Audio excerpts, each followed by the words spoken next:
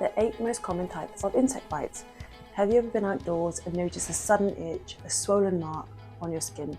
Or maybe you woke up in a hostel bed on the other side of the world and you noticed a red rash surrounded by an army of bed bugs.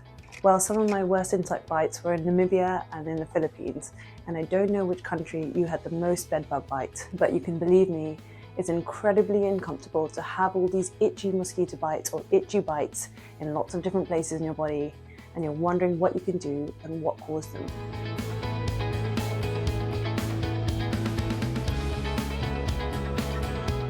My name is Dr. Anne and I'm the Travelling Doc, and I'm going to go through the 8 most common type of insect bites. I'm going to explain to you what symptoms to watch out for and when you need to see a doctor and what you can do to ease off your symptoms. Just like mosquitoes, midges and ticks, bugs are vampire-like creatures. They make a meal out of us by feeding on our blood. It's probably as gross as it sounds, but this gives them the proteins that they need to make the eggs. I mean, they do say one creature's normal is another one's chaos, right? It might also reassure you to know that other bugs, such as spiders, they only really bite when they're provoked or they feel threatened. Simply put, the saliva released by insect bites may cause your skin to swell, red and become itchy. The good news is that most bites are harmless and they usually ease off in a few days and heal within a few weeks. Some bites, however, can be a bit more complicated to treat, and that's because some bugs carry different diseases.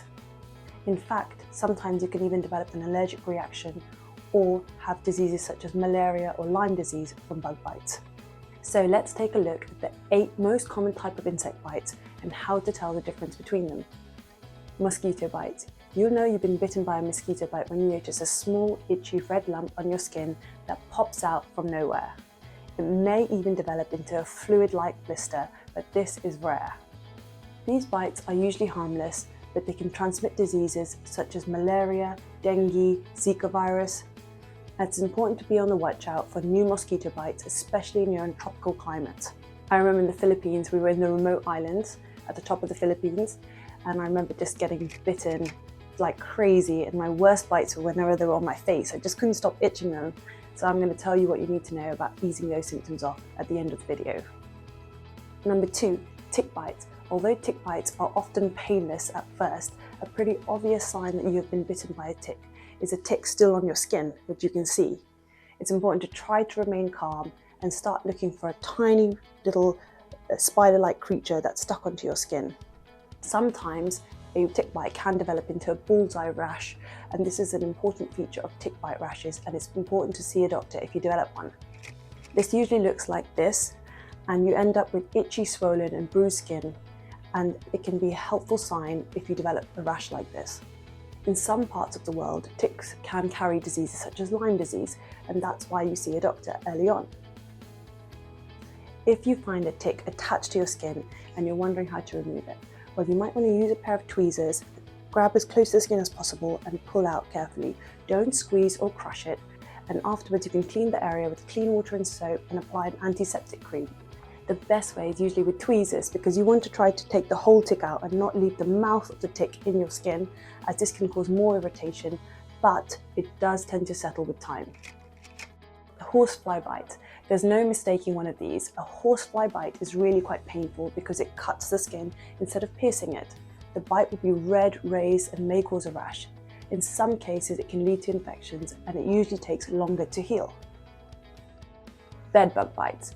These critters live in bedding and in furniture, and they often target exposed parts of your skin while you're sleeping. They leave itchy, red, pimple-like bumps on your skin, and you usually have a straight line or a zigzag pattern like this. Recently, I had a patient who had a bedbug bite after going on a caravan holiday. So when you're traveling away from home, it's important to be on the watch for bugs that might be in bedding or in places you don't normally sleep. Mite bites. You will notice a lot of itchy red lumps, especially around your shoulders and necks. These are unmistakable signs of a mite bite, which can sometimes turn into a blister. Flea bites. Often found below your knee or around your ankles, and flea bites usually cause small, itchy, red lumps and develop about half an hour after you've been bitten. You might notice in some cases a day later, the lump will turn into a blister or a small wound. Ant bites. You'll often notice pain right at the time of being bitten by an ant, which will turn into an itchy red swelling on your skin. Most ant bites are harmless and get better on their own. I have to say though, fire ants can have a particular sting. I've been bitten by lots of different ants, but I remember some of my worst bites was when I was in Savannah in America and I was there for a wedding. I was wearing sandals and I must have stepped in an ant's nest, but then I was just completely bitten by these ants. The burning afterwards was, phenomenal. So with ants, it can depend on the type of ant you've been bitten by. Spider bites. These aren't particularly common because a spider generally bites when it feels threatened or provoked. Well, what should you look for? Signs you can have been bitten are red, inflamed, and sometimes itchy or painful skin.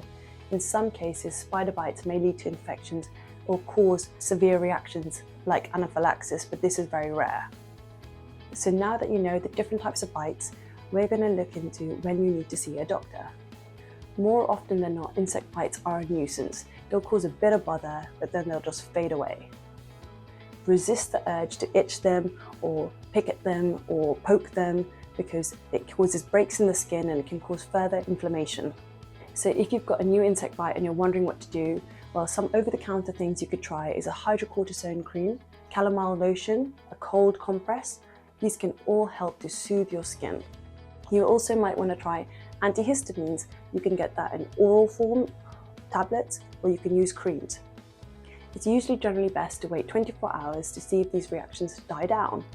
If you are worried, you can always speak to a doctor, but some level of inflammation or irritation following a bedbug bite is very common. How do you know when you have an infection? Well, if your symptoms are getting worse after a few days, the swelling of the redness is increasing, the bite or sting is becoming more painful, red or swollen, you've noticed pus around the infection site, you've developed a bullseye reaction, which is what I've shown you earlier, around the bite, you've got swollen glands, a high fever, or you feel generally unwell.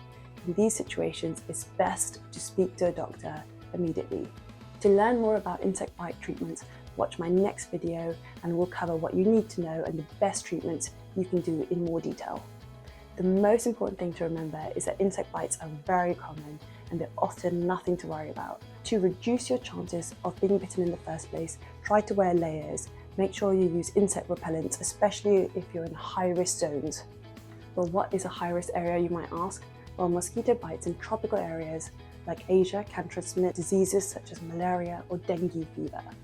It's really important to be aware of risks when you're traveling and follow the necessary advice before you travel. In some cases, that might involve anti-malarial medication or special creams you should take or insect repellent.